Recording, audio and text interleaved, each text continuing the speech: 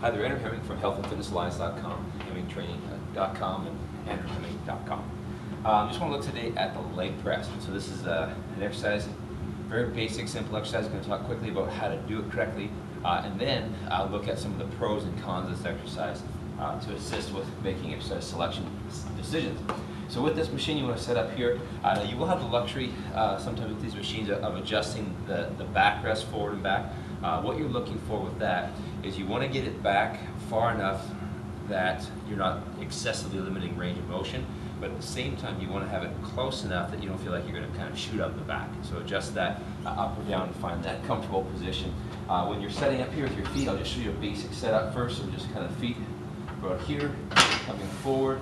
Make sure that you understand the safeties. Make sure that these get off, but only when you're ready, and make sure you have enough strength to get these back on before the set is done. So you want to just hold your hands here, keep your hips pressed firmly into the pad itself, and then press up and down. Okay. In most cases, we'll avoid kind of complete lockout of the joints, which puts relaxation on the muscle. We're going to keep tension on the muscle, protect the knees. So that's what we do in most cases here. Up and down there. Then again, when you're done, make sure that you have the ability to get this back here. Now, as far as range of motion goes with this, we often hear people talking about 90 degrees and things like that, and that's a decent general range of motion guideline. The key thing you want to do here is make sure that your hips are firmly kept into the back of the leg press here. You don't want to allow them, if you go down too deep, what will happen is the hips will start to slide forward, and that can put a lot of stress on the lower back, so make sure you don't do that. The other thing you have kind of the ability to adjust here is your foot position. In most cases with most people, what we'll do is we'll just find kind of a comfortable position. Okay, not really trying to overemphasize one part or the other. We just find it comfortable, feels good on the knee, looks good. That's kind of what we want to go with. You do have the luxury to adjust this a little bit though, depending on goals. So oftentimes if somebody wants to isolate or emphasize the quads a bit more, they can take a narrower stance and come in closer here. Okay? And so position here like this will make more of a quad focused leg press. Now the downside with this is that it does put more stress on the knee, so you have to kind of weigh that. My general guideline is for most people is that if it's bogging the joint, don't do it that way. Okay? The other option is to kind of take the opposite for position where we would go higher and wider. Okay? And what this does is this will be less stress on the knee. Okay? The downside with this, or basically less stress on the knee, and it'll emphasize a little bit more of adductors, but especially the hamstrings will get quite a workout there. So that's again the basic setup. Make sure you're getting this back in place here. Okay? Now let's talk pros and cons of the leg press. Leg press is something that I used earlier on in my career, in my training life, and I found it very helpful for a couple reasons. One is that at that time I hadn't had a mentor to kind of take me under their wing, teach me how to squat correctly, and so for anyone who lacks proper coaching, there's an advantage to doing this exercise.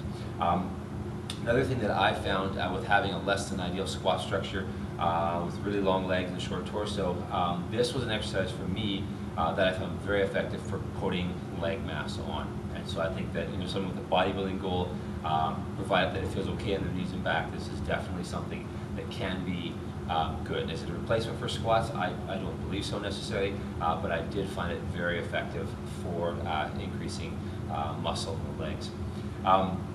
So there's some of the advantages, again, just being very simple to use, and so forth. Some of the disadvantages, people aren't aware of this as much, and so I just want to go through a couple of these. I found that over time with training that leg press really started to aggravate the knees, and so I had to drop it eventually from training because of that. So just be aware that over time, a machine-based exercise like this can kind of wear on the knee.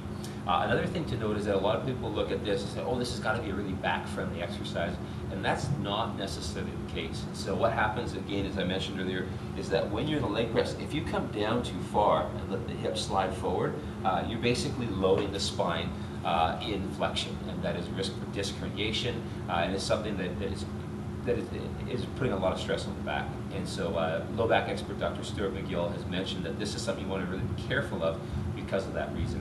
One of his suggestions, if you're doing a leg press, is to do a unilateral leg press. And what you would do is you would keep one leg down to kind of help you with locking the pelvis in position, and then from this position here, go forward and back with the other leg. So that could be an alternative that may be a little bit less stressful on the back.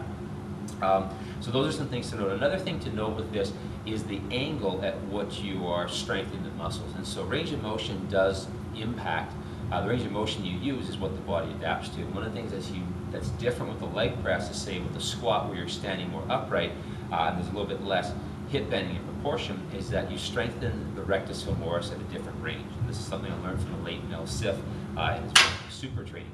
And so as a result of that, athletes will oftentimes develop the rectus femoris in a range that they don't necessarily want to train. It's not as specific to running and jumping and things like that. Related with that, another potential disadvantage with this exercise is that it is what we call open kinetic chain. Okay, so if I'm doing, or open chain exercise, sorry, if I'm doing a squat, for example, I'm pushing my feet on an immovable ground and I'm moving my body. We call that closed chain. The leg press is open chain, right? So I'm sitting on a movable, I'm sitting against an immovable pad and I'm moving the platform with my legs. And so although the motion looks kind of similar, it's basically 180 degrees backwards to the nervous system. And so it's very different doing open chain versus closed chain. And so again, from a functional perspective, the body functions with the lower body especially predominantly in a closed chain environment. And as a result of that, we want to train the body that way so we get the transfer. And so one thing I did find as I worked up to huge amounts of weight with the leg press, which is not that impressive, and I'll get to that in a second, but the transfer to sport was not there. And in fact, I actually saw my sport performance dwindle as I improved my leg press performance. One of the reasons with this as well to note is that the leg press, the last thing kind of disadvantage to be aware of, is that this can be an ego stroking exercise. And so as you notice here, this particular slide is going at about a 45-degree angle.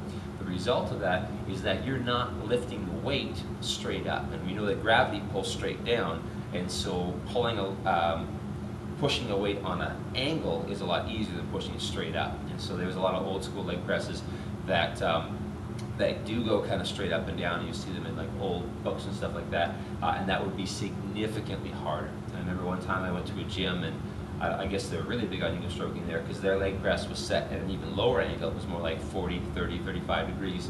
And I had to add a couple plates each side just to kind of make up for that. That and the fact that you get a really good stretch torquing cycle at the bottom of this, you can do a lot of weight with not necessarily being strong. And so it can trick people into thinking that they're strong. Another thing related with that is that we're developing leg strength independent of back stability. And so again, that can increase our risk for injury in real life if we go to lift something without having the back stable. So these are all things to consider. A couple more with this, loading plates on and off. If you're using this or you're using this with clients, make sure that they know how to take the weight on and off safely. And the last thing I'll note is that with this being kind of on a decline, laying back like this, pressing a lot of weight, blood pressure can go quite high with this. And so again, not as big of a deal for a younger, healthy person, but can be problematic for those with high blood pressure or those who are getting up in years. So, all this being said, the leg press is a tool. It does have some advantages, but there's some considerable disadvantages to consider as well. And so with everything, you want to weigh those pros and cons, advantages, disadvantages, and decide for a particular situation if this is appropriate for you or for your clients. Hope that's helpful. Wish you all the best. Bye.